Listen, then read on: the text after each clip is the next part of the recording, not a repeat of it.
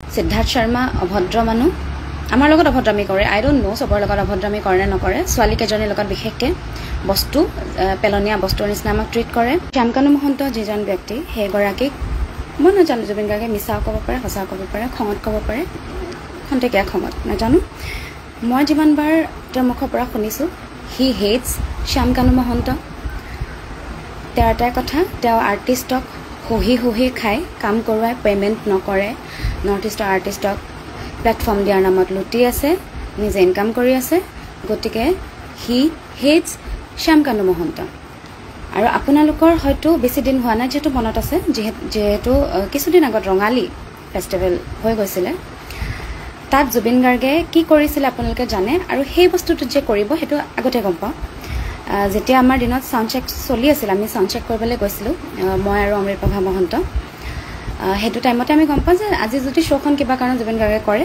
শ্ব'খন বিৰাটেই খেলি মেলি হ'ব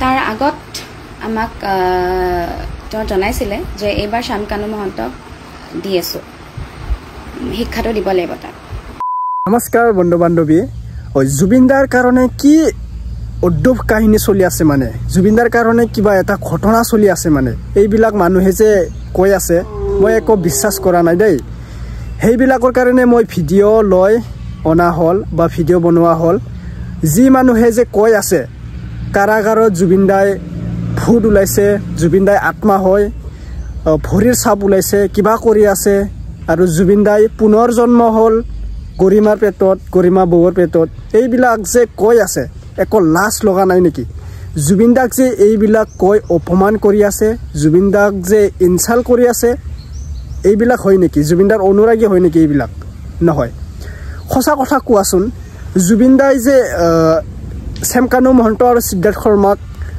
ইমান যে মৰমত আছিলে যে সিদ্ধাৰ্থ শৰ্মা আৰু শ্যামকানুক ঘৰৰ পৰিয়াল দৰে সিহঁতৰ লগত কি আছিলে মিলি জুলিকৈ আছিলে কিন্তু সিদ্ধাৰ্থ শৰ্মা আৰু শ্যামকানুৱে কি কৰিলে আমাৰ মৰমৰ কণ্ঠশিল্পী জুবিনদাক কি কৰিলে হত্যা কৰিলে ইমান যে অদ্ভুত কাহিনী অদ্ভুত কথা এইটো কথাটো লৈ মানে আৰু মানুহবিলাক যে ইমান যে কথা কৈ আছে জুবিনদাৰ ভূত ওলাইছে জুবিনদাৰ পুনৰ জন্ম হ'ল ইনচাল্ট কৰা নহয় নে এইটো ইনচাল্টে কৰি আছে জুবিনদাক কলৈ অনুৰাগী হ'ল জুবিনদাক যে ইনচাল্ট কৰি আছে এইবিলাক কথা কয় মই এইটোৰ কাৰণে লৈ আহিছোঁ সেইবিলাক যে আংফুং এইবোৰ কথা মানে উৰা বাতৰি যে কৈ আছে এইবিলাকৰ কাৰণে লৈ আহিছোঁ এইবিলাক বাদ দিয়া এতিয়া আমাৰ ন্যায় লাগিব আমাৰ জাষ্টিছৰ কাৰণে আমি চিঞৰি আছোঁ অতি সোনকালে ন্যায় দিবই লাগিব জুবিনদাৰ চাই লোৱা আমাৰ মৰমৰ এজন বাইদেউজনে কি কথা ক'লে মানে ডিচেম্বৰ মাহত 8 তাৰিখে এটা সুন্দৰ পৰিৱেশৰ বাবে এটা আবেদন বনালে আমাৰ মামাই এটা 8 তাৰিখে ন্যায় পাব নাই কি আপোনালোকে চাই ল'ব আগত কৈ দিলে 8 তাৰিখে এটা শ্যামকানু মহন্তৰ বা সিদ্ধাৰ্থ শৰ্মাৰ পৰা এটা মুখলৈ হত্যা কৰা হ'ল নেকি এইটো কথা আলোচনা কৰিব আমাৰ মামাই কথা ক'লে চাই লোৱা আগতে প্ৰথমবাৰ মোৰ চেনেলত স্বাগতম জনালোঁ যদি নতুনবাৰ আহিছে ছাবস্ক্ৰাইব কৰি ল'ব আৰু চেনেলটো ছাবস্ক্ৰাইব নকৰাকৈ আপোনালোকে নাথাকিব আৰু ভিডিঅ'টো শ্বেয়াৰ কৰি দিব এটা কমেণ্ট কৰি জনাব দেই চাই লোৱা সিদ্ধাৰ্থ শৰ্মা অভদ্ৰ মানুহ আমাৰ লগত অভদ্ৰামি কৰে আই ডোন্ট নো সবৰ লগত অভদ্ৰামি কৰে নে নকৰে ছোৱালী কেজনীৰ লগত বিশেষকৈ বস্তু পেলনীয়া বস্তুৰ নিচিনা আমাক ট্ৰিট কৰে শ্যামকানু মহন্ত যিজন ব্যক্তি সেইগৰাকীক মই নাজানো জুবিন গাৰ্গে মিছাও ক'ব পাৰে সঁচাও ক'ব পাৰে খঙত ক'ব পাৰে খন্তেকীয়া খঙত নাজানো মই যিমানবাৰ তেওঁৰ মুখৰ পৰা শুনিছোঁ হি হেটছ শ্যামকানু মহন্ত তেওঁৰ এটাই কথা তেওঁ আৰ্টিষ্টক হহি খাই কাম কৰোৱাই পে'মেণ্ট নকৰে নৰ্থ ইষ্টৰ আৰ্টিষ্টক প্লেটফৰ্ম দিয়াৰ নামত লুটি আছে নিজে ইনকাম কৰি আছে গতিকে হি হেটছ শ্যামকানু মহন্ত আৰু আপোনালোকৰ হয়তো বেছি দিন হোৱা নাই যিহেতু মনত আছে যিহেতু কিছুদিন আগত ৰঙালী ফেষ্টিভেল হৈ গৈছিলে তাত জুবিন গাৰ্গে কি কৰিছিলে আপোনালোকে জানে আৰু সেই বস্তুটো যে কৰিব সেইটো আগতে গম পাওঁ যেতিয়া আমাৰ দিনত সাউণ্ড চেক চলি আছিল আমি সাউণ্ড চেক কৰিবলৈ গৈছিলোঁ মই আৰু অমৃতপ্ৰভা মহন্ত সেইটো টাইমতে আমি গম পাওঁ যে আজি যদি শ্ব'খন কিবা কাৰণে জুবিন গাৰ্গে কৰে শ্ব'খন বিৰাটেই খেলি মেলি হ'ব তাৰ আগত আমাক তেওঁ জনাইছিলে যে এইবাৰ শ্যামকানু মহন্তক দি আছোঁ শিক্ষাটো দিব লাগিব তাক গতিকে অভিয়াছলি কিবা এটা কৰিব বুলি জানিছিলোঁ গতিকে তেওঁ খং উঠিলে তেওঁ মদ খাই ষ্টেজত উৎপাত কৰে সেইটো কথা আমি জানো, সকলোৱে নাজানিলেও আমি বেণ্ডৰ মানুহখিনিয়ে জানো। গতিকে তেওঁ সেইটোৱে কৰিছিলে, গেটত গুৰ মাৰি থৈ গুচি আহিল। পিছত আকৌ গ'ল বিকজ ৰৈ ৰৈ বিনালেৰ, মই যিমানখিনি জানো দেই, সম্পূৰ্ণ সত্য নহ'ব পাৰে, মই যিমানখিনি জানো ৰৈ ৰৈ বিনালেৰ কিছুমান শ্বটছ ল'ব লগা আছিলে। ৰঙালীৰ ষ্টেজখন বহুত ধুনীয়া, তাৰ ক্ৰাউডটো বহুত ধুনীয়া, তেওঁক সেই বস্তুখিনি লাগিছিলে। আৰু প্লাছ তেওঁৰ ইমেজটো এটা বেয়া হৈ যায় এই উৎপাতখিনি কৰিলে, বিকজ ৰাইজে নাজানে তেওঁ সেই কামখিনি কিয় কৰিছিল। গতিকে সেইটো কাৰণে তেওঁ পিছত নেক্সট দিনা ৰঙালীলৈ গ'ল, ধুনীয়াকৈ তেওঁ পাৰফৰ্ম কৰি আহিছে এটা গান, তাকো নিজৰ ভিডিঅ' ল'ব আছে সেইকাৰণে, আৰু পোষ্টাৰ মুকলি কৰিছিলে আই গেছ। গতিকে মই যিমানখিনি জানো তেওঁ শ্যামকানু মহন্তৰ প্ৰত্যেকটো বস্তু বেয়া পায়। তেওঁৰ শ্ব' ছাকচেছফুল হোৱাটো তেওঁ এটলিষ্ট বিচৰা নাছিল শেষলৈ।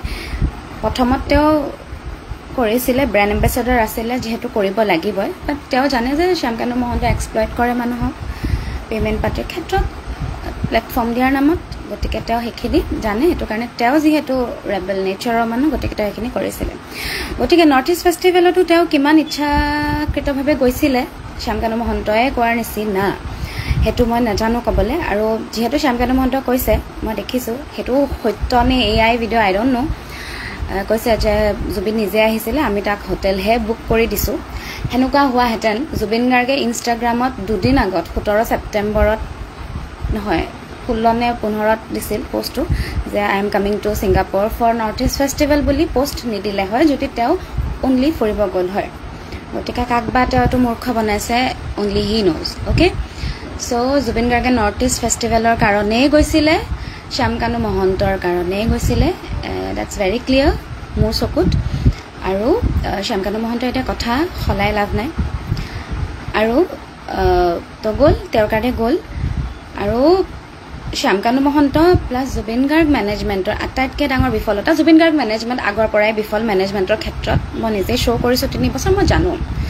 সিদ্ধাৰ্থ শৰ্মা অভদ্ৰ মানুহ, আমাৰ লগত অভদ্ৰামি কৰে, আই ডণ্ট ন' চবৰ লগত অভদ্ৰামি কৰে নে নকৰে, ছোৱালীকেইজনীৰ লগত বিশেষকৈ বস্তু পেলনীয়া বস্তুৰ নিচিনা আমাক ট্ৰিট কৰে। মানে আমি হয়তো ৰাস্তাত পৰি থকা পাগল মানুহ এটাকো ইমান বেয়া ট্ৰিট নকৰোঁ, সিদ্ধাৰ্থ শৰ্মাৰ ট্ৰিটমেণ্ট আমাৰ প্ৰতি যেনেকুৱা। গতিকে সিদ্ধাৰ্থ বিৰাট অসভ্য অভদ্ৰ মানুহ, গতিকে সেইটো তাৰ ফেইলিয়াৰ এজ এ হিউমেন, আৰু এজ এ মেনেজমেণ্ট তাৰ ফেইলিয়াৰ, বিকজ সি ক্লিয়াৰলি কয় মই অকল জুবিন গাৰ্গক চিনি পাওঁ, তহঁতে আছ আই ডণ্ট কেয়াৰ, নিজৰটো নিজে চাবি। জুবিন গাৰ্গ বেণ্ডত এটলিষ্ট আমাক জুবিন গাৰ্গে মেনেজ কৰিছিলে, সিদ্ধাৰ্থ শৰ্মাৰ তাত কোনো ভূমিকা নাছিলে।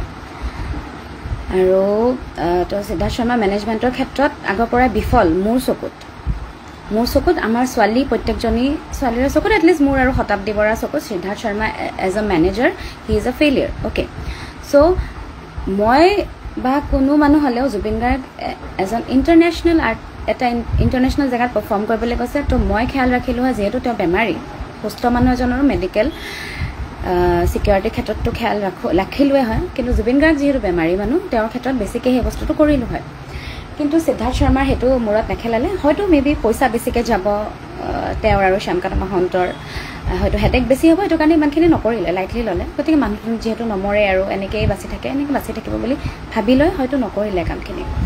গতিকে দেখি পিনে যিমানখিনি অনুমান কৰিছোঁ, দেখকৈ মেনেজমেণ্টৰ বিফলতা।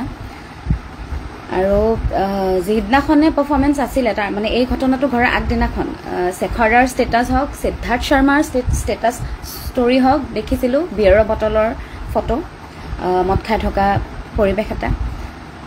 ঠিক আছে, তহঁতিও মানুহ হয়, তহঁতি বাহিৰলৈ গৈছ, এনজয় কৰিবলৈ গৈছ, সেইটো কাৰণে 3 দিন আগত গৈছ, কাৰণ বাকী আৰ্টিষ্টে 19 তাৰিখে গৈ পাইছে, তহঁতি 3 দিন আগত গৈছ, গম পালোঁ এনজয় কৰিবলৈ গৈছ।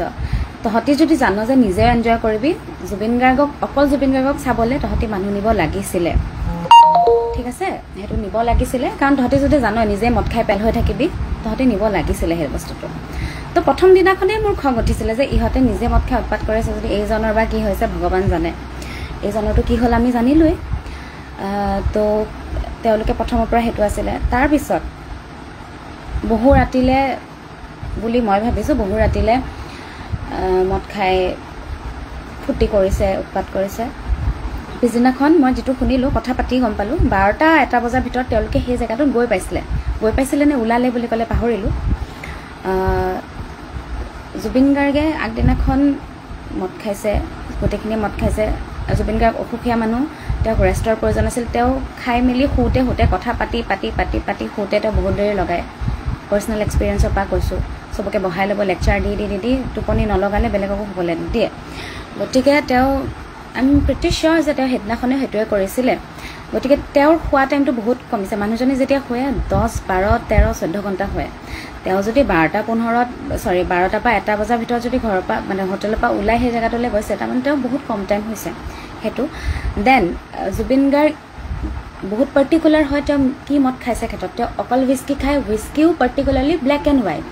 তেওঁ বেলেগ মদ নাখায়। আৰু যিটো সময়ত তেওঁ ভুলক্ৰমে বেলেগ মদ খাইছে, লগৰ লগত পৰি, লগৰ মানুহে এপ্ৰ'চ কৰাৰ পিছত বা কোনোবাই গিফ্ট দিয়া বুলি, সেইটো সময়ত এপেক বা দুপেক খোৱাৰ পিছত জুবিন গাৰ্গৰ অৱস্থা অতি শোচনীয় হৈ পৰে। জুবিন গাৰ্গে ক'ব নোৱাৰে তেওঁ কি কৰি থাকে, কাৰণ তেওঁ হেণ্ডেল কৰিব নোৱাৰে, কাৰণ তেওঁ অকল হুইস্কি খায়, অকল ব্লেক এণ্ড হোৱাইট খায়। চ' ছিংগাপুৰত হয়তো তেওঁৰ এই বস্তুটো সলনি হৈছে, তেওঁ বেলেগ মদ বেলেগ কিবা খাইছিলে। আৰু অভিয়াছলি চবতে আৰু চব বস্তু মেবি পোৱা নাযায়। মোৰ মদৰ বিষয়ে একো জ্ঞান নাই, গতিকে মই নাজানিম দেই এইটো কথা। তো তাত তেওঁ খেলি মেলি কৈছে, অভিয়াছলি তাৰ নিচাটো বেলেগ হ'ব। দেন পিছদিনাখন গম পালোঁ বিয়েৰ খাইছে জুবিন গাৰ্গে। মই জনাত বিয়েৰ খোৱা মই জুবিন গাৰ্গক দেখা নাই।